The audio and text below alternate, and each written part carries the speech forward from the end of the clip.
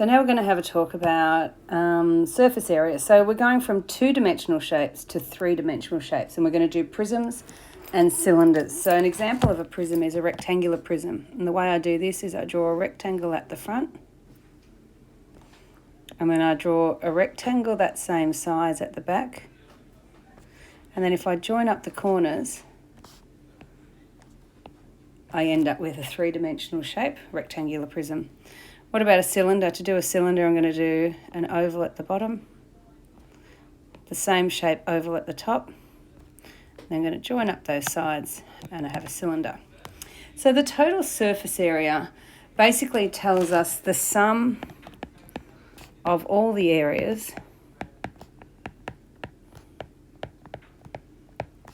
of each of the shapes that make up the surface of the object.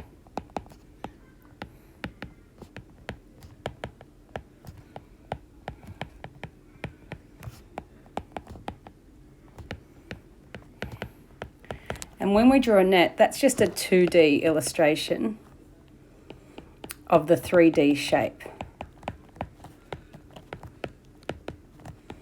So for example, I'm going to draw a cylinder. It's made up of two circles, and then we have a rectangle that gets wrapped around and the circles sit on top. If you'd like to have a look at some different nets, go and have a look at that interactive, and you can just play around with that to get some idea of the 3D perspective. So what do? We've said here that it's the sum of all the areas of each of the shapes that make up the surface of the object. So if we look at this rectangular prism, basically what we've got is a face at the front, which is the same as that face at the back, and its measurements are 8 by 3. So we've got the one at the back and the one at the front. So 8 by 3 is how big one of them is, and then basically we just double it. So let's have a think now about what the side looks like. The side here, we've got one over this side and one over that side, so we've got two 3 by 5s. And the next one we've got that we haven't done yet is this top. And the top and the bottom are exactly the same, and they are 8 by 5. So you also see everything gets a turn. We've got these three measurements. We do 8 and 3, 8 and 5, 3 and 5. And then you just grab your calculator out and you find the sum of those, and that should give you 158 centimetres squared.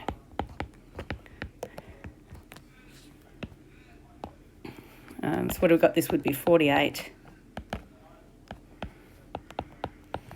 This would be 2 times 15, and this would be 2 times 40. That's how we get our 158. What about with a cylinder? What's it made up of? Well, we've got two circles, and we know that the area of a circle is pi r squared. So we've got two lots of pi r squared, pi times 1.7 squared. And then we've also got the rectangular bit. So this whole round face that goes around the outside, we know that that's a square because we know the cylinder is made up of two circles on the end, and then there's a rectangular piece wrapped in the middle. So what's the surface area of that? Well, I know that it's 5.3 long, and then I have to times that by the other measurement of the rectangle that goes around. So if I wrap this around, it would go around the outside of that circle. So hopefully remember that the outside of the circle, the circumference is 2 pi r. So we work out these two bits separately, and then we add them together to give us 74.77 metres squared. So they're our basic shapes, and you can go through and practice those, but we also have composite shapes as well, because not everything's going to be either a prism or a cylinder. So in this, you see we've got two shapes. First of all, we've got a rectangular prism, and then on top of that is the cylinder. So these take a little bit of figuring out, but what I'm going to do first of all is consider the cylinder. It has a radius of 6 and a height of 8. Radius of 6, a height of 8. But this one, this isn't surface area down here, because if I was going to paint this object, I wouldn't paint that bit because that's where it's joined on. So with this one, we've got the rectangle, which is 2 pi r times the height. And then we've got on the top only one circle, just this one here and not the bottom one. So that's pi times 6 squared. So if you work that out on your calculator, you get some number. And then for the cylinder down, the rectangular prism down the bottom, on the front is the same as the back, and it's 20 times 10. On the side, because it's a square base, that's also 20 times 10. So I've actually got 4 lots of 20 times 10. Now on the top, let's have a think about what I've got here. Well, the bottom's easy enough. It's 20 times 20.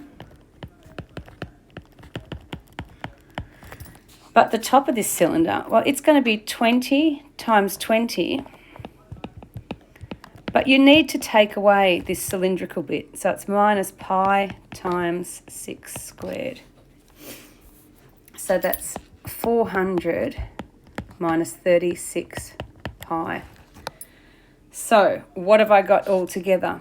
I've got this value up here, which I'm actually going to work out. That was a bit lazy of me. So 48, that's 96 pi plus 36 pi,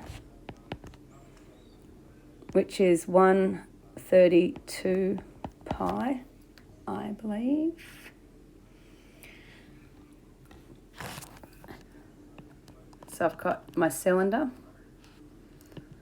my sides and my bottom, and then I've got my top. So if I add all those up, I get 132 pi plus 800 plus 400 plus 400 minus 36 pi. And if I work that out, it becomes 1600 plus 96 pi. That's an exact answer. Or I can write it as 1901.6 centimetres squared.